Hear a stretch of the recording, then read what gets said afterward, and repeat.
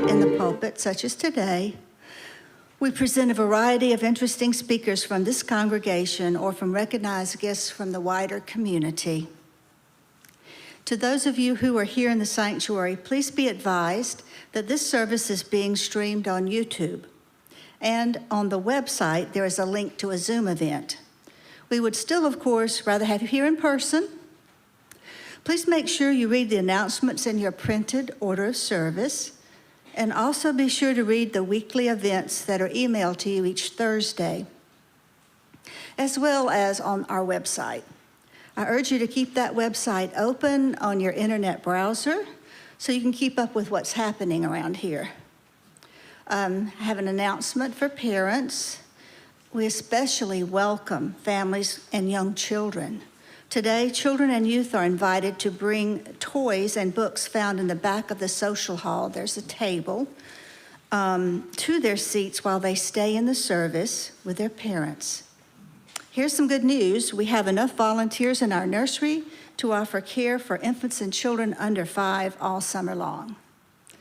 And man, do we really appreciate our volunteers in our children and youth religious exploration. The flowers today are provided by Richard and Linda McLeod. They lost their home and belongings to a house fire. Their family, neighbors, and the UUCC community all stepped up to help them.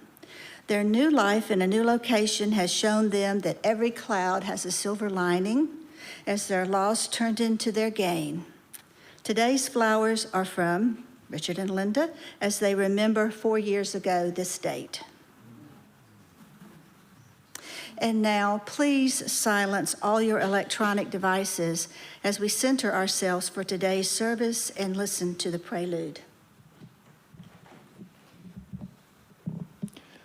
Morning, everybody. We're going to do a piece this morning that you will recognize. It's an old spiritual called Wade in the Water. It's an old Jubilee spiritual. The lyrics to this were described by Harriet Tubman as about slaves freeing northward to freedom. And on their way, God troubled the waters so that the hounds could not follow their scent. Now I'm going to do a verse of that, the way that was originally done. And then Janice will follow with new lyrics that describe the theme of today's service and go along with our 7 principles.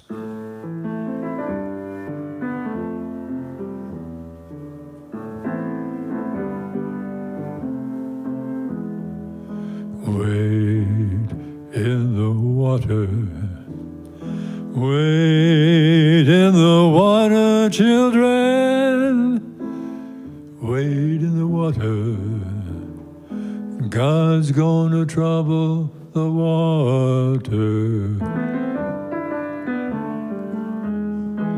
Wait for the Spirit. Wait, wait, wait for the Spirit, children. Wait for the Spirit. The Spirit of life will guide you.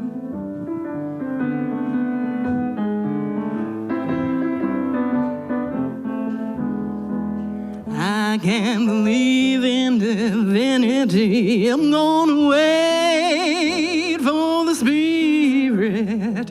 I have my worth and my dignity. I believe in the Spirit of life.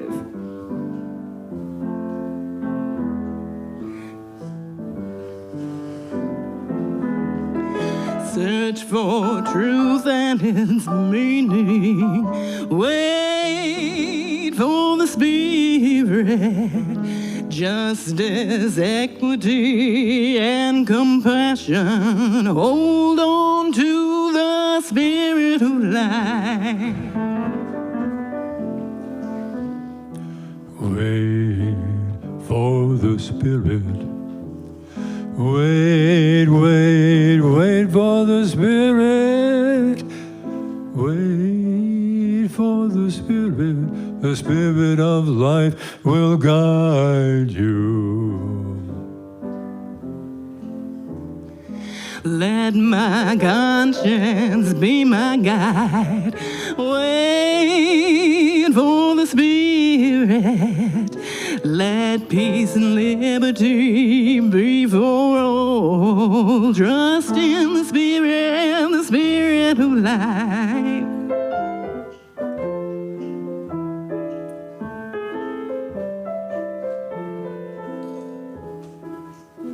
The world is one community.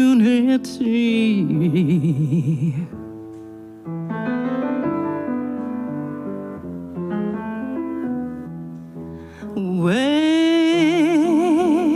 for the Spirit.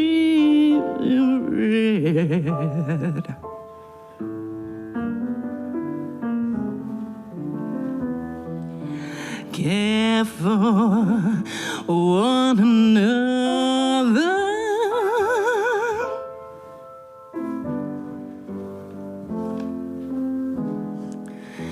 Follow that Spirit, the Spirit of life.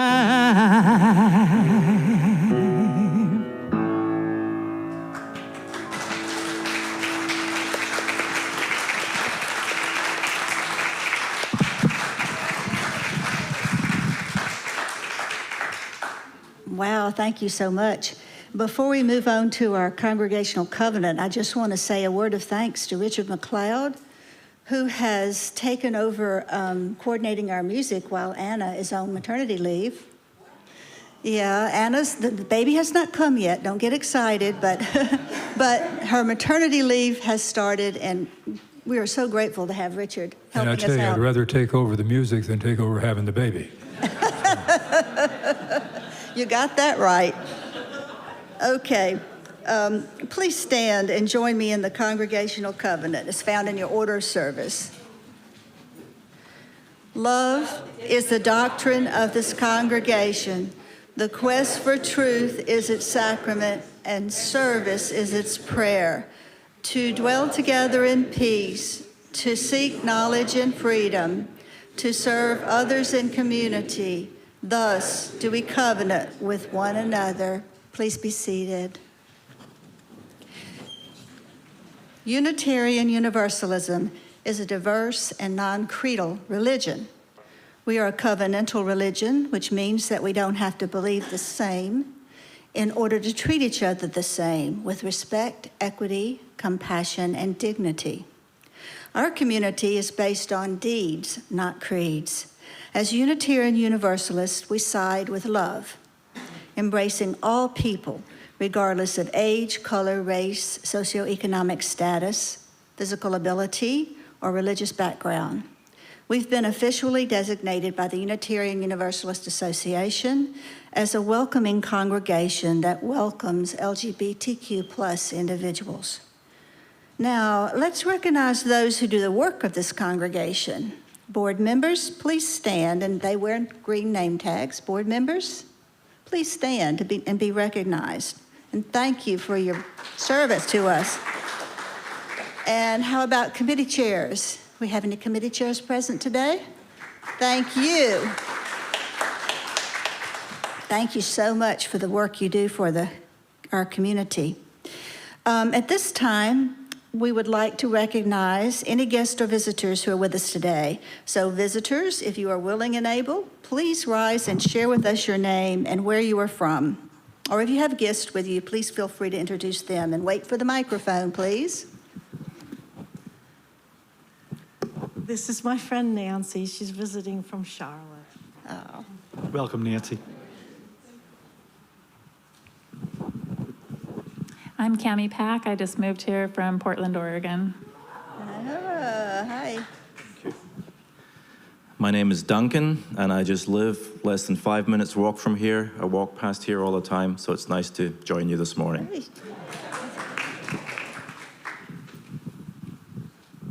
It's great to have all you visitors. I think that's everybody today. Visitors, you certainly don't have to, but we'd love to have you fill out a visitor card that's in the front of the in the chair in front of you, in a little pocket, should be one in there. That way, we'll get your email address and we can send you our newsletters and our other events that are going on here. We will respect your privacy. We encourage everyone to wear name tags so we can get to know each other. And at this time, let's just take a moment and stand and greet each other, and a big smile for everybody.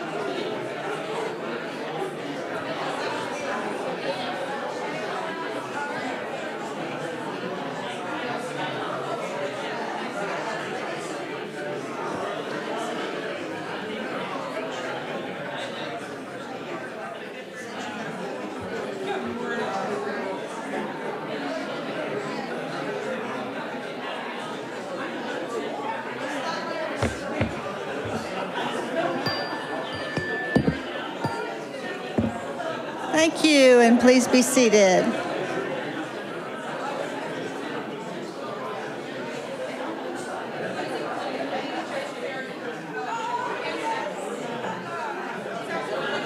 Thank you, and please be seated.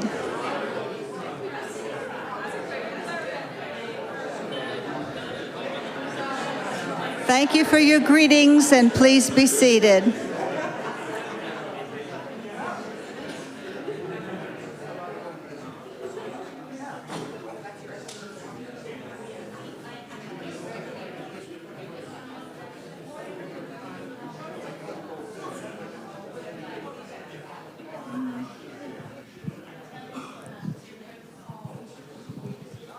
Thank you, everyone. I'm Linda Brennison, and I will be your chalice lighter today, and Linda McLeod has a few words to speak.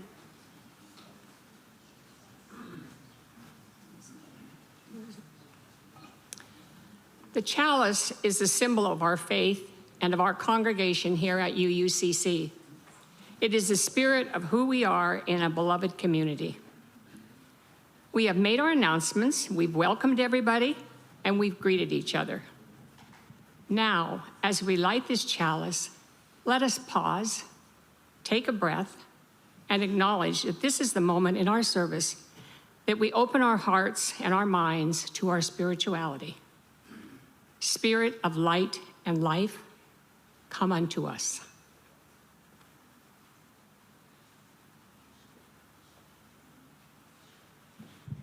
Opening hymn this morning is number 8 in your big gray hymnals. Mother Spirit, Father Spirit, please stand.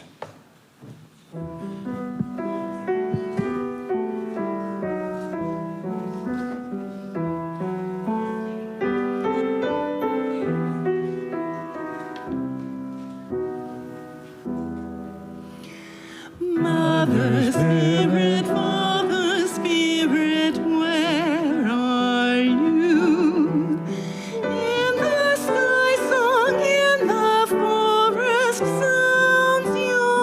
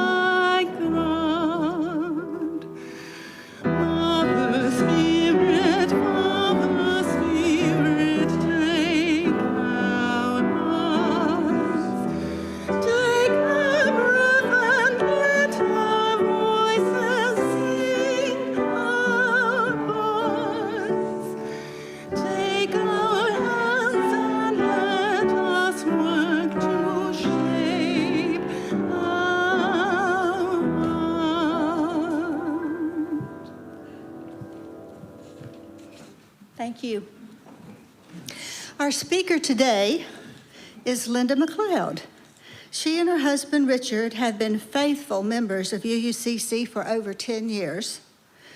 Linda has been an active leader at UUCC as chair of several of our committees, including Social Action, Share the Plate, Building and Grounds, and she's also the person for organizing and sort of originating our kitchen committee, which we all appreciate very much indeed. As chair of these committees and members of others, she has been instrumental in writing several UUCC policies and procedures. Linda has traveled around the world with her husband, Richard, visiting 87 countries and all 7 continents. Yeah, true, as she discovered new cultures, religions, and lifestyles. This experience, combined with her role as a mother of 3 adult children, 7 adult grandchildren, has allowed her to broaden her views on humanity and finds every day to hold a new experience. And now some opening words from Linda.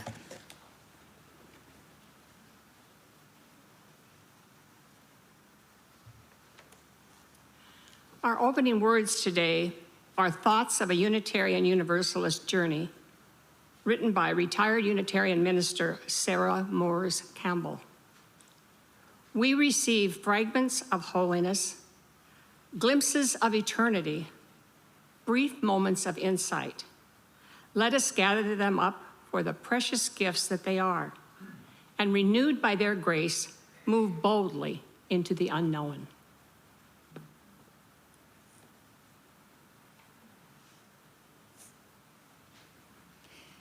And now we will have a story for all ages.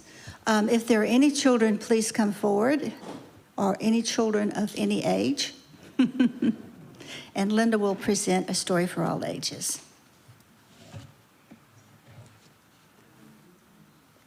I'm beginning to think this is the McLeod Day. Oh, Do we have any children? yes, please come forward. It's okay if you don't want to. Okay, if we don't have any, I'm going to do this from the microphone instead of from sitting down, so you can all be children. I see a hesitant child back there. We were all there one time, remember that. The book today that we're going to have is I Am Peace, a book of mindfulness. And mindfulness isn't just about thinking, but it's about focusing on what you're thinking, having some time just alone in your mind, if your mind still works. It's written by Susan Verde. This is going to be a little awkward, but I can do this. There are times when I worry about what might happen next and what happened before. The thoughts in my mind are like running water, and I feel like a boat with no anchor. If you could see these pictures, she's kind of in a boat, and being carried away, whoop, into the water. I give myself a moment.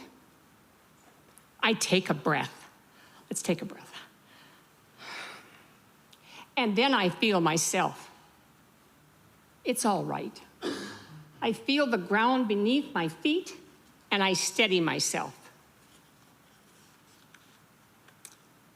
And I start to notice the here and the now.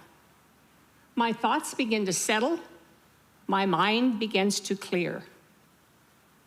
I am peace.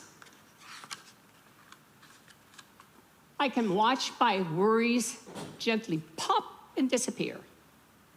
I let things go. I can say that I feel what I feel inside out loud. I know myself. I can share my kindness with others. I make a difference. I can turn the page.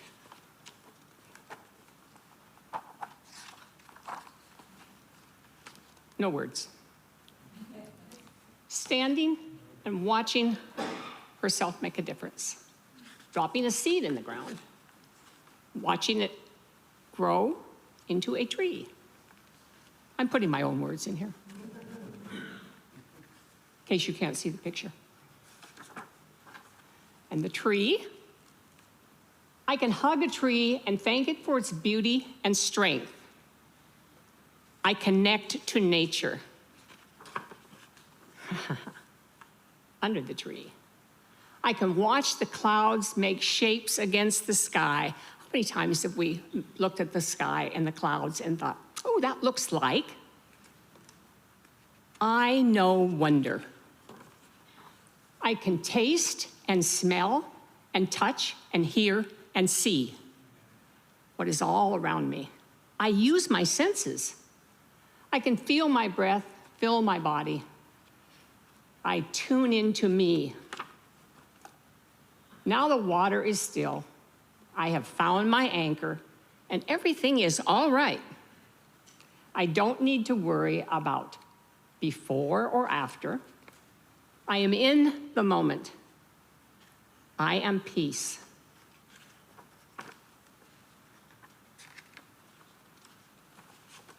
Now I share my peace with others, and I hope that it is carried away to those who need it. And I dream we are peace. That's the end of the story.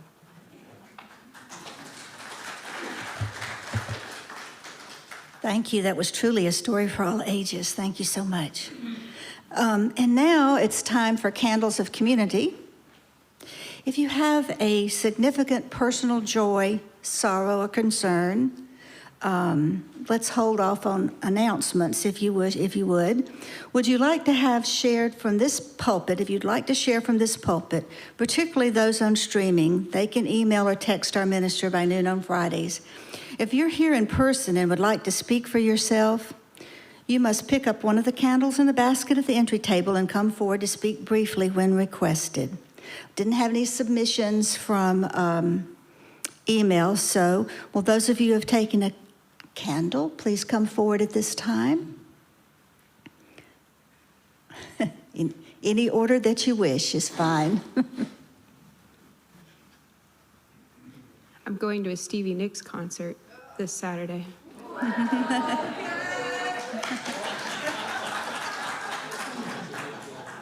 I made my own dress for it. Hey, that's great.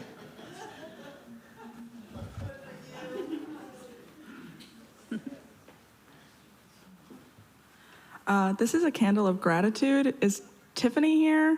I actually don't see Tiffany. Oh, Tiffany's out of town, but she helped me put together a resume for a job at OSHA, and I have an interview on Tuesday the 8th. Monday the 8th? August 8th, I have an interview. So thank you to Tiffany for helping me put together that application.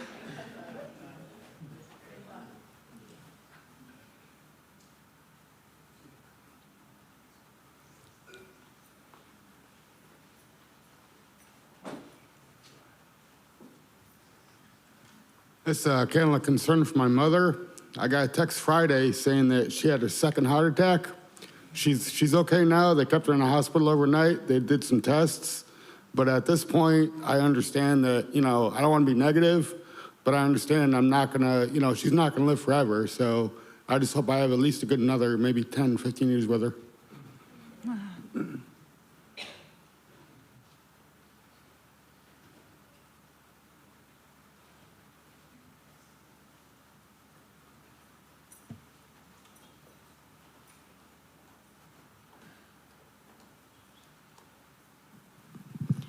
Hi, my name is Pat Moore, and I have a very brief candle of gratitude. As I get older, I have noticed that the toilet paper is getting near the end of the roll. And so time is getting very precious. This past week, I was able to spend a week at the beach with both my children and all my grandchildren. It was a week of joy. Thank you, universe.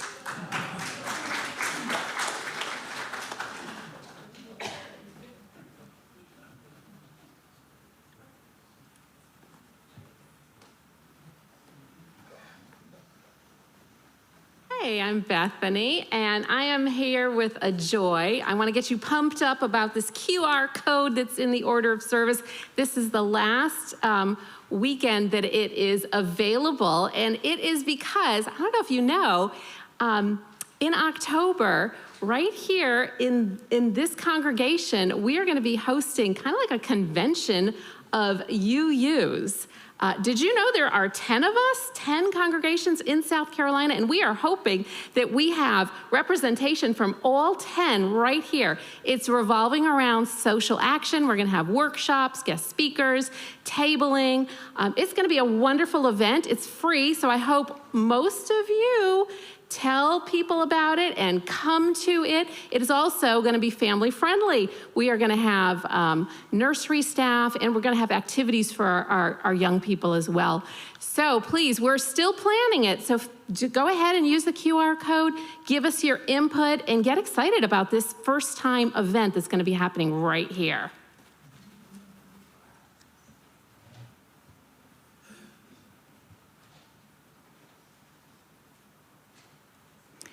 And we light one final candle for those joys and concerns that remain silent in our heart.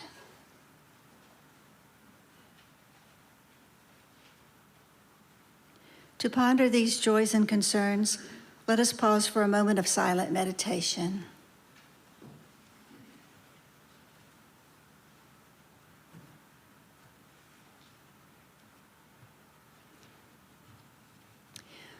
This congregation contributes to Share the Plate. Half of our cash collection each Sunday goes to local charities as a way for us to give back to the community we live in. This month's Share the Plate recipient is Justice 360. Here to tell us about the good and important work of Justice 360 is Sierra Negron. Sierra, would you come up?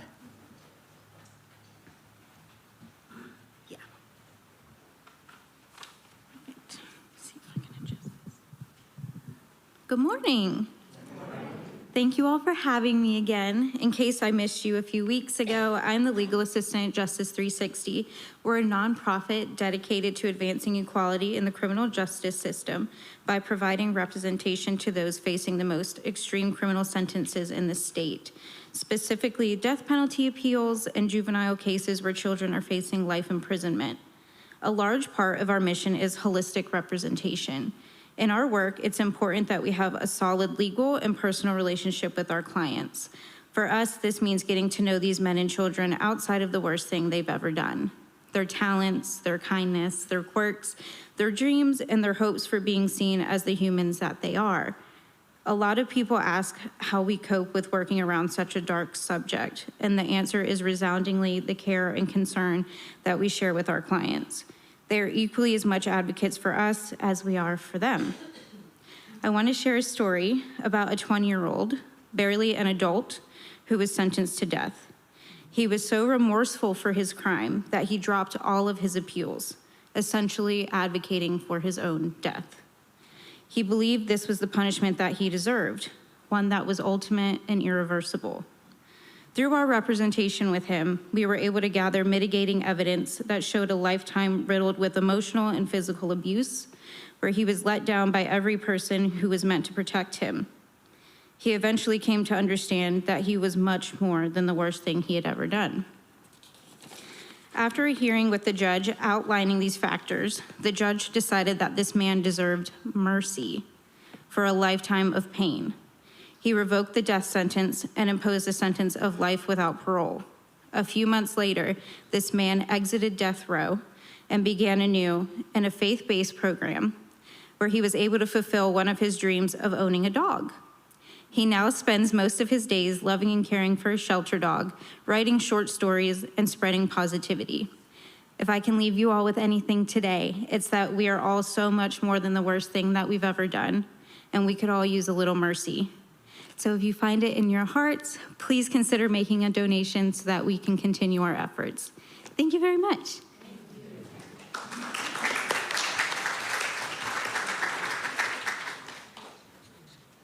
Thank you, Sierra. If you're contributing by check, please write "Share the Plate" on the memo line, or you may make an online contribution on our website. There's a green donate button, I believe. Those of you who are streaming may certainly contribute. And just as I said, you can find that link on our website, uucolumbia.org. Ushers, please come forward.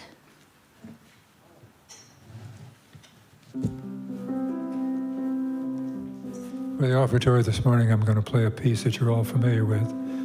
It's called "It's a Wonderful World," and you hear Louis Armstrong and a bunch of others sing it. But it goes along with the theme of the service today and our connection with the universe, our spiritual connections.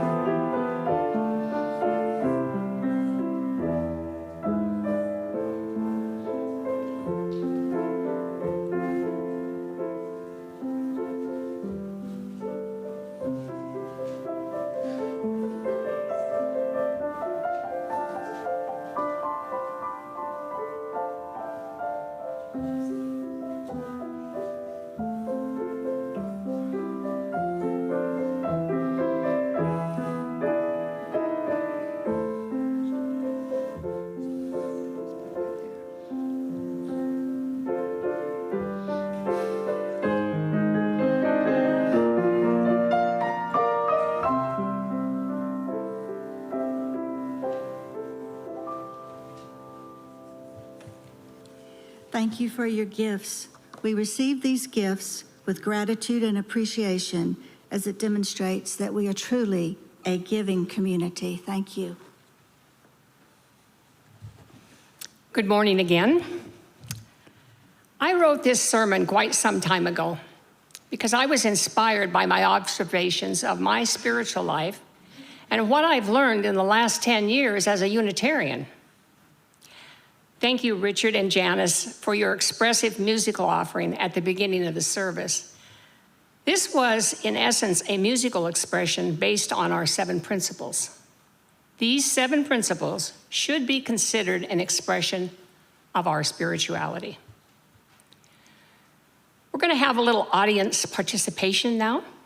So please open your gray hymnals and turn to hymn 123, but you may stay seated, because I'm going to. While we join in singing another musical statement of who we are spiritually, this hymn, Spirit of Life, is a favorite of mine and has become the song of my spiritual journey. I ask that you pay attention to the words as you think of your spiritual life.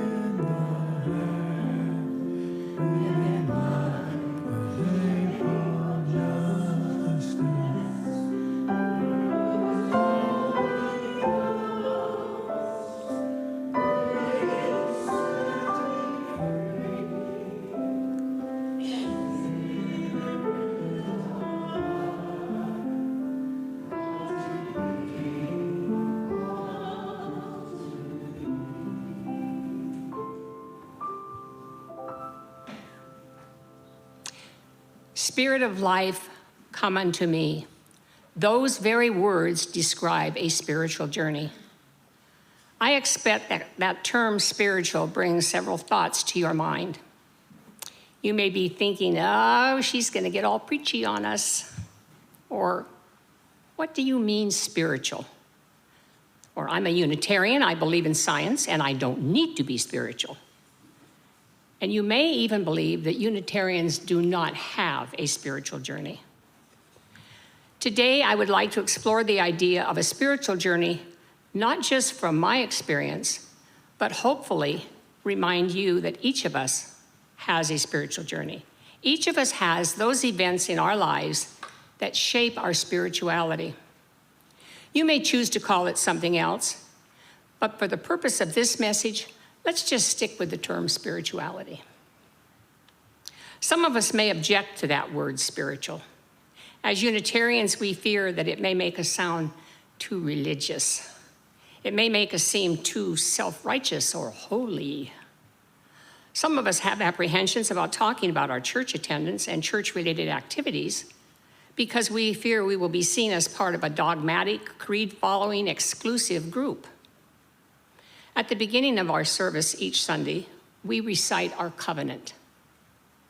Listen as I read that covenant and think about these words as we ask the question, are Unitarians spiritual people?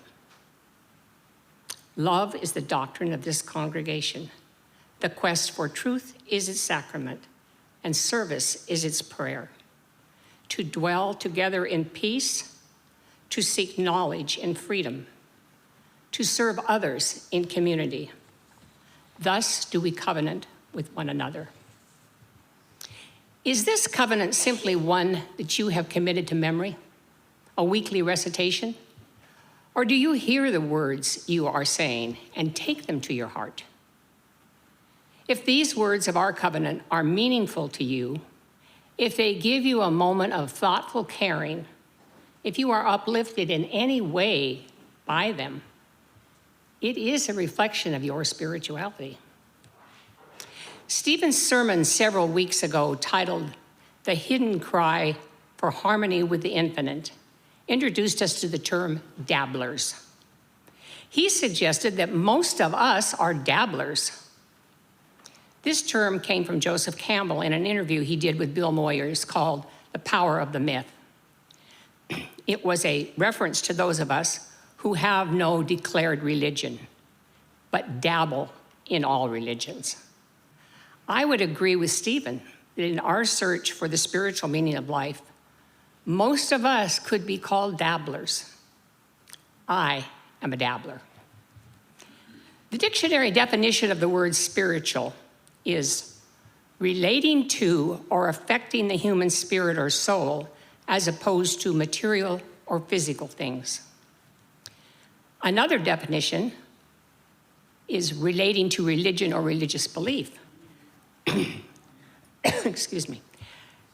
Take a look at the cover of our order of service today, and you'll find many terms that define the realm of spirituality. As Unitarian Universalists, I believe the definition relating to or affecting the human spirit or soul as opposed to material or physical things defines us spiritually. This definition gets us away from the religious idea otherwise implied. As Unitarian Universalists, we allow each person to follow their own beliefs and ideas about their own spirituality. Remember what we say at the beginning of each worship service. We don't have to believe the same in order to treat each other the same. When I'm in a conversation that turns to something about church involvement, I am quick to offer that I am a Unitarian. It usually gets a positive response, and I believe it helps to broaden the view of what is being said. As Americans, it is automatically assumed that if you attend church, you are a Christian. That is a valid assumption, since Christianity is the dominant religion in the United States, where 73% of the religious population declares it to be their belief system. Christianity also claims the highest percentage of followers in the world, at 31%, with the majority of that number being Americans. However, the remaining 69% follow other beliefs. So how about your spirituality? Some of us may consider we're not spiritual at all. Others may consider you've had a true spiritual awakening that brought you to UUCC. For others, it may have just been one more step in your life's journey. If we consider the definition relating to or affecting the human spirit or soul, rather than material or physical things, we can agree that it is a very broad definition and pretty much covers our entire existence. It doesn't ask that we believe creeds or dogma. It doesn't ask that we worship a particular person or a deity. It doesn't require rituals or offerings. It simply refers to the human spirit as opposed to material or physical things. My father had a unique sense of spirituality that it seems to fit the definition we're using here. He didn't subscribe to organized religion except as a family event on Christmas and Easter. He believed that his church was in nature, the out of doors. He found his greatest spiritual moments when he was climbing a mountain, tromping through the woods, or admiring the beauty of the waters of Puget Sound in Washington State. He found it when he was working in the yard and caring for flowers and trees. He was in awe of the heavenly bodies and the vastness of our world. He believed in people and in their goodness, and that we were all to be treated the same. Material and physical things were really not a priority to him. His priorities were my mother and their 6 children. We always had food, shelter, and clothing, but my parents did not accumulate wealth, none. What we did accumulate were wonderful, rich memories of being a family. I've often said that my father would have made a great Unitarian had he known it existed. He did live his life as though he were one, but church attendance would not have been a part of it. That's that organized religion thing. I consider my own personal journey, my own spiritual journey to have begun when I was very young. My mother was the designated religious teacher in our family, and she simply passed on her own beliefs to us. She was a Christian, but not the Bible-beating, hellfire and brimstone church-attending type. We rarely went to church because, as I mentioned, Daddy wasn't a churchgoer, and my mother wasn't so deeply committed that she thought she should take the children and go without him. Besides, even if she'd wanted to, she didn't drive, so that was kind of an obstacle. The Christian influence that I experienced as a child came from both of my parents singing hymns and mother telling me Bible stories and singing all of the traditional children's church songs. I should have gotten a glass of water.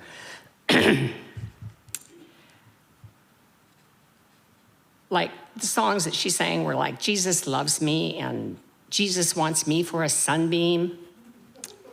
I remember that well. I was raised with music of all sorts, and my father played the guitar and the piano, and much of what he played were the hymns that he had been raised on. Hymns such as In the Garden, Old Rugged Cross, Rock of Ages. I attended whatever church my friends were attending, which covered most of the mainstream Christian churches. Following this path influenced my spirituality in my early years. I understood and accepted the Golden Rule and the 10 Commandments, and it built some framework for my moral code through ideas picked up when I did go to church. I was much like my father in that I was in awe of nature. As a very young girl, I can remember being moved by sunsets, thank you, flowers, birds, waterfalls, the ocean, and especially the stars. I found the Bible stories to be just that, stories. I really didn't give much thought to the big picture of Christianity, but rather that there was a God that watched over me, and Linda better be a good little girl. The rest was all just out there, waiting for me to learn. I don't recall ever buying into the Adam and Eve story, but rather thinking, good story. I really did love the big Christian holidays of Easter and Christmas. After all, I was a child, and presents, decorating, and singing Christmas carols, along with Easter egg hunts, and a new Easter outfit, and big family gatherings, these were high points in my life. I can't really say that they were instrumental to my spirituality. As you think back over your life, of those moments that you were impressed with the wonderment of the world, a significant experience, a newly discovered insight, you didn't really have to stop and analyze it, but you just knew that for that moment, you were inspired. One might say, your spirit was moved. My life has been filled with those moments, and because of my religious upbringing, I usually related them to God or Jesus or the church. Really not having any solid Christian foundation, I found myself seeking for some structure for what I did or didn't believe. As I grew up, I wanted to connect with something bigger than myself. So Christianity seemed to be the natural, perhaps the only solution to satisfy that need for answers to my spirituality. I had tried Presbyterian, Methodist, Baptist, and Lutheran in my earlier years. All were short-lived and only socially connected. I was, however, baptized in the Presbyterian church when I was 6 years old, and I got a new dress for that too. That special occasion was followed by a gathering of the family. As I entered my adult life, I was busy being married, working, and eventually being a mother. I really didn't have time or much interest in church, and neither did my first two husbands. I continued to find those spiritual moments and believe in Christian concepts, but that was about as far as it went. When my children were young, age 5 and 2, I began thinking seriously about their spiritual lives and the need to find a church for our family. I was in the 7th year of my second marriage, and it wasn't working well. I didn't really have any friends since we had moved several times, and I was lonely. One day I answered a knock at the door from a young woman asking me and the children to attend vacation Bible school at a nearby church. The timing was right.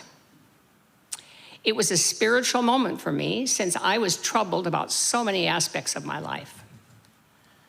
I readily responded, yes, we will be there. It was the Church of the Lutheran Brethren. Now, this is not a typical Lutheran church. This is a Bible doctrine, evangelical teaching church. My children and I were warmly received, and it was a wonderful experience. I had found a place to really search and understand my spirituality, a place where I could sort things out. I was surrounded by so many dear and loving people, and to this day, I believe that is where I needed to be at that time. It was a chapter in my journey that helped me to understand what Christianity was all about, and if I truly wanted to seek it out as my belief system. If I made a list of pros and cons of what I was looking for in a belief system, this neighborhood church had way more pros than cons. It was easy to set aside those things I may not have agreed with because there was so much that I loved. It was about the people and their caring. It was what I was hungry for at that time in my life.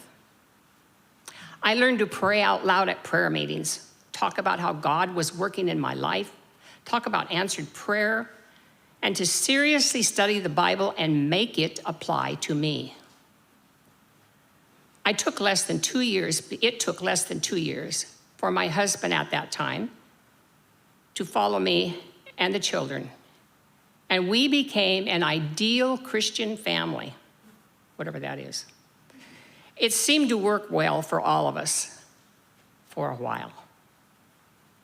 It was a positive time of learning and growing in my spiritual journey. Spiritual growth is important, but it should never end. The more immersed I became in this evangelical movement, the more questions I had. The more questions can become doubts if you don't get reasonable answers. After several years, I was allowing myself to ask these serious questions that really didn't work with my personal beliefs. These were the questions I had hidden away because they conflicted with those basic tenets of the religion that I had bought into.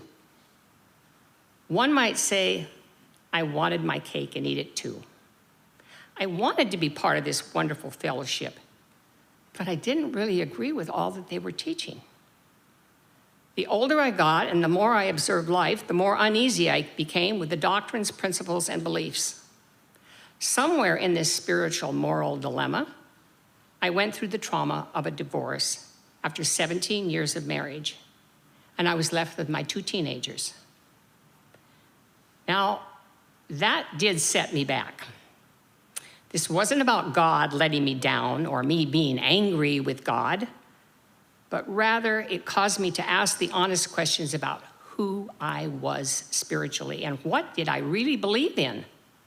I mention the divorce because it taught me more important lessons about my belief system and my spirituality. This was a time in my life that I recognized as a spiritual awakening. I did not believe in an exclusive God.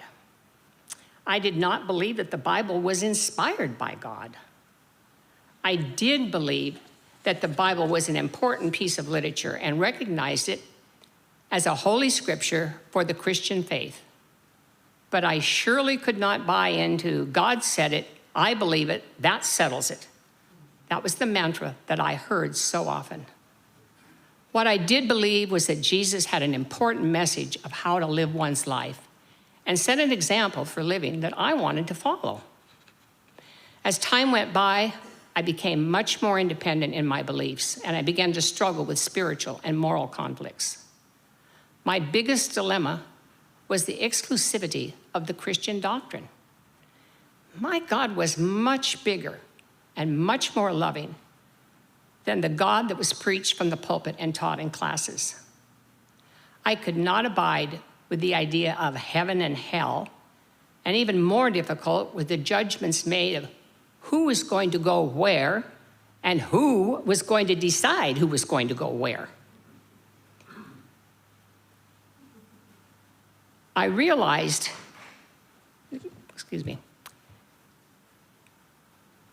I was seeing God as universal and belonging to everyone. My God had now evolved from a man sitting on a throne calling all the shots to more of a sense of being. I realized the term God was a man-made term, and what I had come to believe was that I didn't really need to have a name for this sense of being.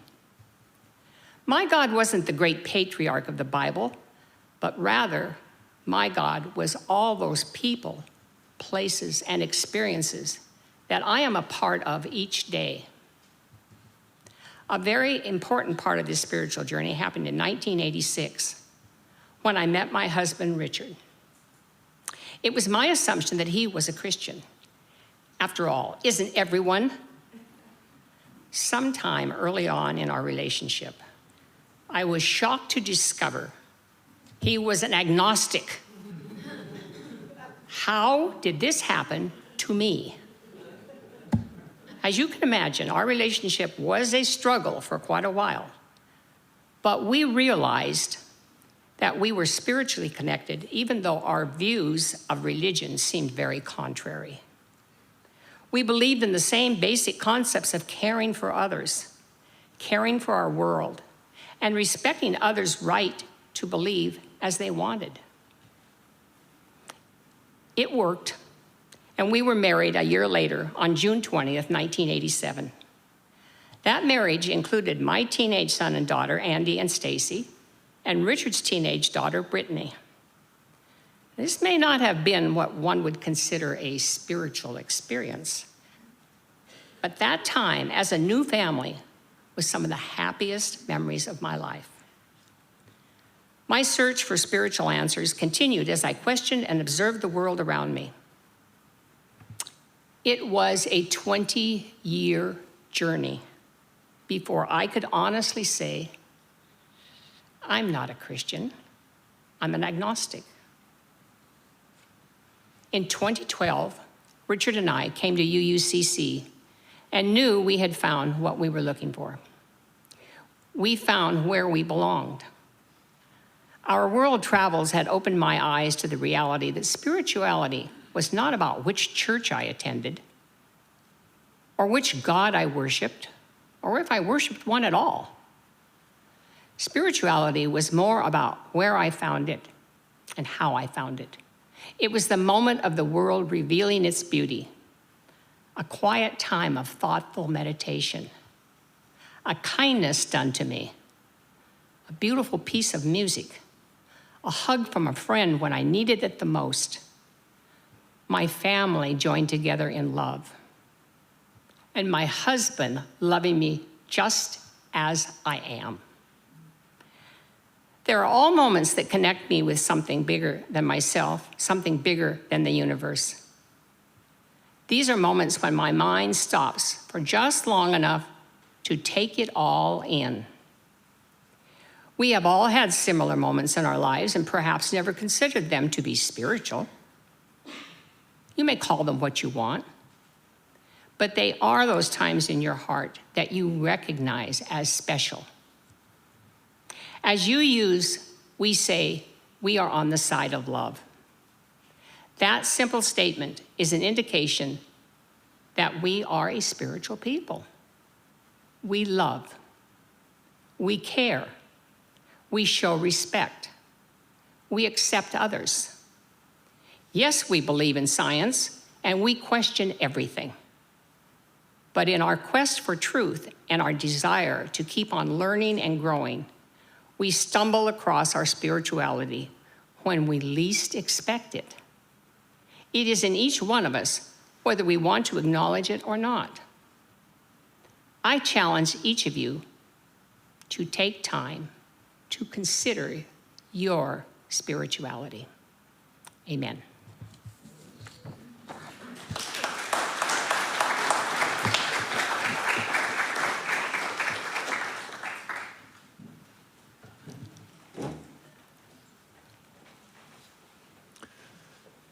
Closing hymn is going to be number 1007. This is in your teal book. Everybody should have one. It's called There's a River Flowing in My Soul. Please stand while Janice helps us out.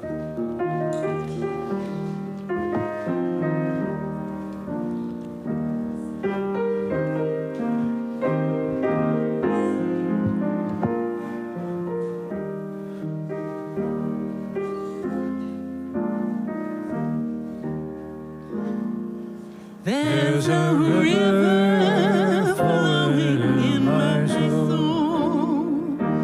There's a river flowing in my soul. And it's telling me that I'm somebody. There's a river flowing in my soul. In my heart. There's a river flowing in my heart.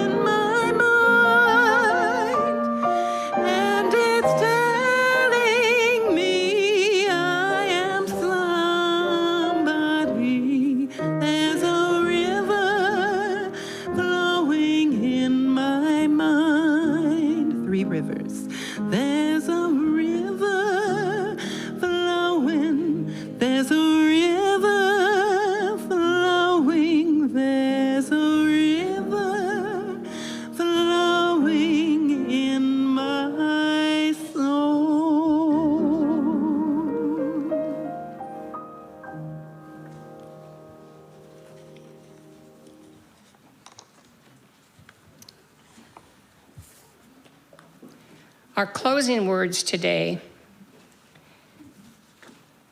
come from a personal experience, a special spiritual moment in my life. In 2014, Richard and I were on a cruise from Singapore to London. And while spending some time in ports on our way to the Suez Canal, we were overnight in Muscat, Oman. That evening, as the sun was setting on the Gulf of Oman, I heard a beautiful sound from beyond the ship. The sunset was magnificent, and the minarets of the mosques made an impressive outline on the evening sky as it was changing hues of orange and red. The beautiful sound I was hearing was the worshipful prayers, evening prayers of the Muslims. I was lifted up in awe and wonder to be a part of this spiritual time of a people that I did not know in a land that I had never seen. This was evidence to me that one can recognize a time of spirituality at any moment, in any place.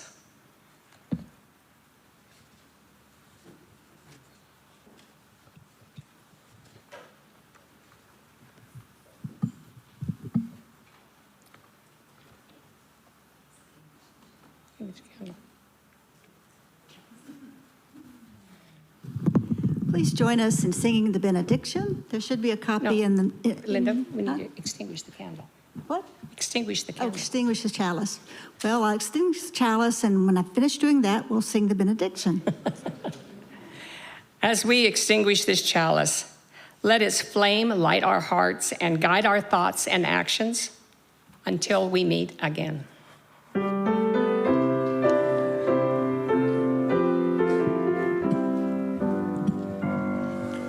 May the blessings of truth be upon us. May the power of love direct us, and may the peace of this community sustain us till we meet again.